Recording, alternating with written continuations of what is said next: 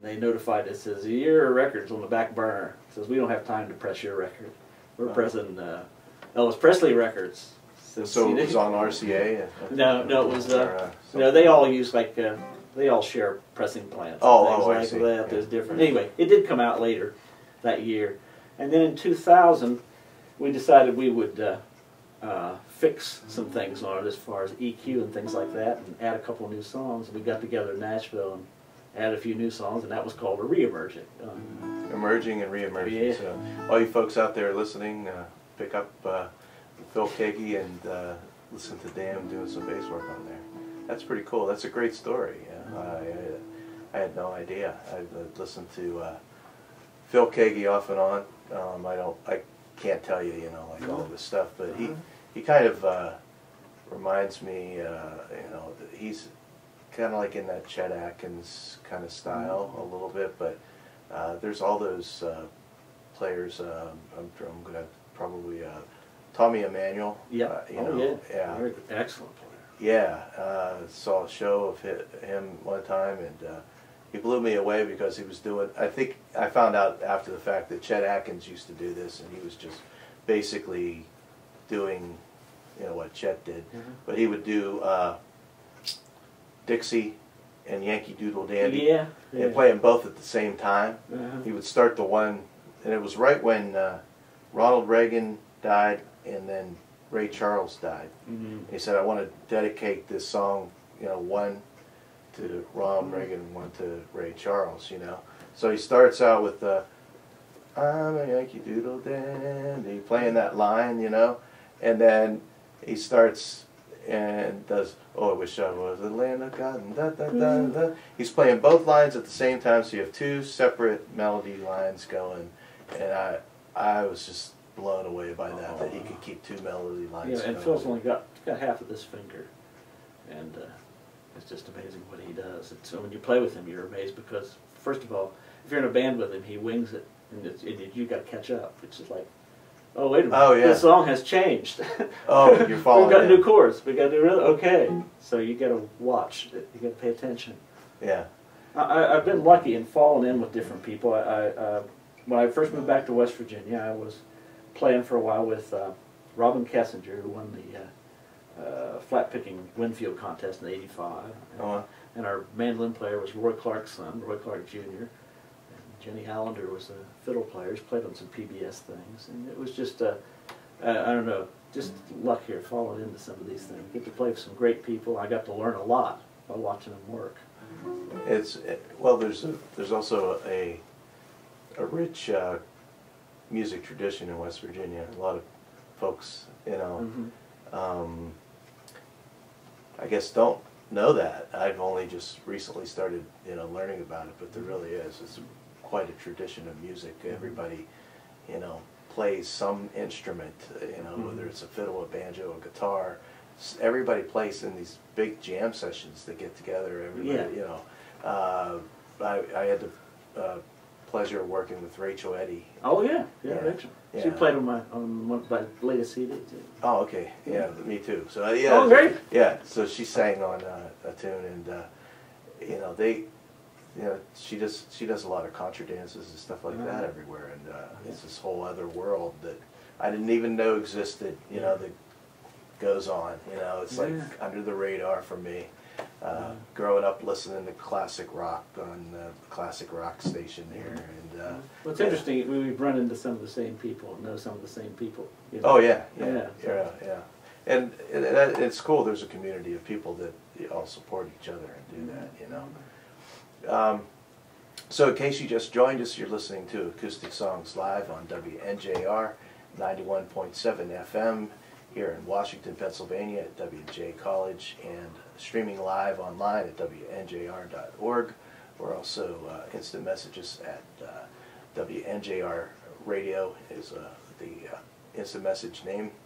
And we have Dan Cunningham here in the studio playing some tunes for us. And Dan, you want to dig into something else for us here? We'll try this one here. What's the name of this? Is it original or This is a traditional.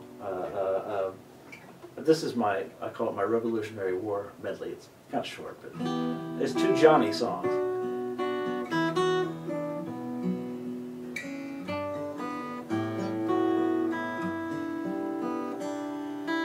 it's like, let's see, when Johnny comes marching home, and then before that, Johnny's gone for a soldier. Kind of like that, anyway. I change them around a little.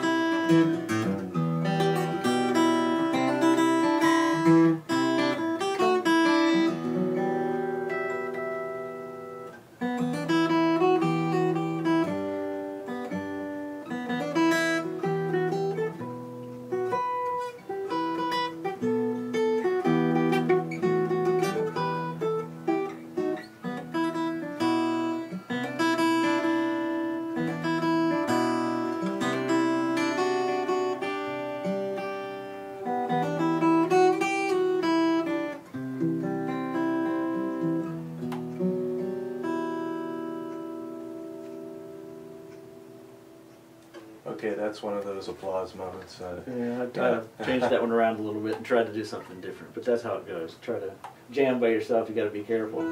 Well, I'm sitting here, my jaw's dropping because it is like pretty hard to play. I was just, wow, okay, that's really cool. So you've put your woodshed time in for sure. Yeah, I wish I could do more. You know, a friend of mine who's a very serious guitar player says, "Well, how many hours a day do you practice your scales?" I'm like, "I work for a living." I said, "If I get a couple hours on the guitar," I said, "that's amazing. I don't even, you know, ideally, if I was going to be technically correct, I'd be working on my scales first, but I just have to work on my songs because I don't have that unlimited time every day." Well, there's a certain point, like when you're first starting out, I know a lot of people spend time, you know, playing scales, and I don't think B.B. King sits around and practices scales. I don't think so. Yeah, I mean, he pretty much, he's got it down where, you know, he does his thing, and